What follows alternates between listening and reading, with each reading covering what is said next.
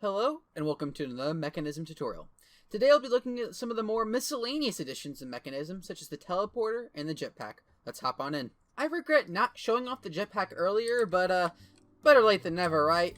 The jetpack is a very helpful early game tool that can assist in just about any project. It does exactly what it says, allows us to fly. It's a pretty simple recipe, just making us combine some steel, some tin, a basic control circuit, and a gas tank, which we'll cover in just a second. We also have an armored variant for needing protection but unwilling to compromise on the flight ability. Now that is going to be substantially more expensive than the regular variant, requiring some diamond dust, an entire block of steel, some bronze, which we can actually make using some copper and some tin in a metallurgic infuser, and an actual jetpack itself. So now that we've actually crafted one, we need to fuel it somehow. The jetpack runs on hydrogen gas, which we already know how to make from the electric separator. So now we're using hydrogen now for quadrupling our ores, which we covered previously earlier as well as fueling our jetpacks. We can either put it inside the separator itself, like so, or we can put it inside of a gas tank, like so. It's going to start filling up there. And to make a gas tank, it's really easy. It's really cheap. It's just going to be 4 redstone, 4 osmium, and there you go. And to upgrade it, you're just going to slap some enriched alloy and some osmium. You're going to keep doing that pattern, so on and so forth, in order until you get to the ultimate gas tank.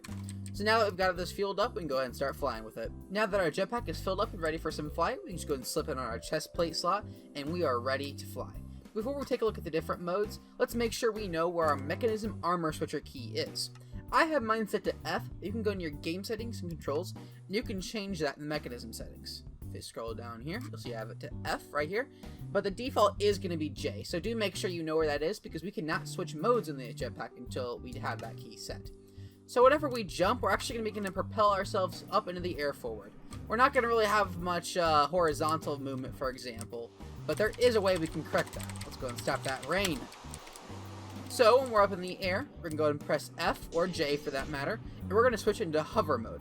This is going to allow us to hover in place. We're not really going to go vertically up. We can go and shift down if we want to, but it's more for horizontal movement. Now the difference is here, that's going to continuously consume your hydrogen fuel, so make sure you don't leave that on forever. Finally, you can disable it just by pressing F like that, but you are going to take fall damage like that. And you are also going to take fall damage if you fall with regular mode on, because that is one of the flaws of the jetpack. You're not going to be protected from fall damage.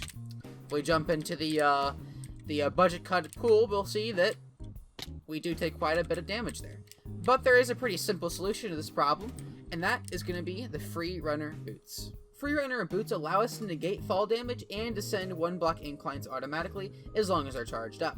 They're really cheap to make, only requiring a basic circuit, some enriched alloy, and an energy tablet on both sides here. Whenever we slip on a pair like so, we can actually incline up this crafting station, and we're actually also going to negate fall damage now. If we go ahead and take a little dive into the pool here, we'll see that, oh, we go, and no damage taken. However, the longer the fall you have, the more energy it's consumed, and so whenever it runs out of energy, it will not protect you from fall damage anymore. Now there is one last thing I want to cover before we hop on over to teleporters, and that is the Flamethrower. The Flamethrower does exactly what it says it does, and yes, it is fun to use. It's not too expensive to make. It's going to require some tin, a basic gas tank, a flint and steel, some bronze, and an advanced control circuit. The Flamethrower is going to use hydrogen as its fuel source. We can just go ahead and pop it over here. I've got it already filled up there, but we'll go ahead and fuel it the same way we would with a jetpack. The Flamethrower has 3 modes: combat, heat, and inferno, that we can switch between by holding in our Mekanism item mode switch key and shifting.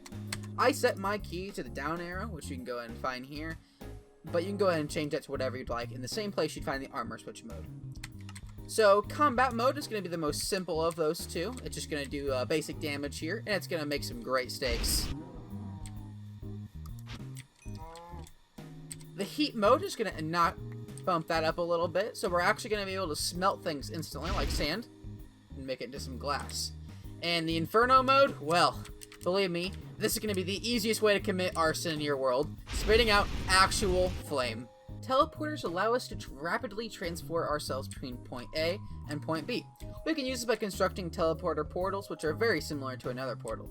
The bottom block is going to be the actual teleporter block, made using a teleportation core, 4 steel casings, and 4 basic circuits. The rest of the portal is going to be made with teleporter frames, using 8 refined obsidian circuits and a glowstone ingot. Remember whenever I said the osmium compressor made a couple more ingots? Well, believe me, this is one of those, and to make the ingot, just compress some glowstone dust here, along with some osmium in there. So we go and take a look at the core GUI here. We've got a couple of options. We can create a public frequency that anyone can travel to, or a private one, which just you and some select people can access. To make a frequency, type in a name at the bottom, like so. We'll name ours tutorial, and hit the check mark here. And we've created a new one right here, and we'll automatically set to it. And whenever we're ready to travel to it, make sure the other side is also set to this. So we'll go to public here and set that as R1, and we'll see that a portal opens up here. Just go ahead and type it in there.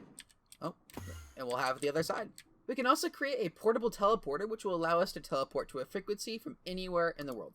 It requires a teleportation core, 2 tablets, and some basic circuits. This device, when we open up using right-click, has the exact same GUI in the teleporter, and that we can just select a frequency and teleport to it. Like so. Thanks for watching my latest tutorial. Be sure to check out my other videos as well. I make some fun reviews and skits on here in addition to gameplay. And be sure to leave a like if you enjoyed the video, and let me know in the comments what you liked and maybe didn't like. Lastly, don't forget to subscribe and click the bell icon to stay updated on when I post new videos. I'll see you all in the next video, and have a great day.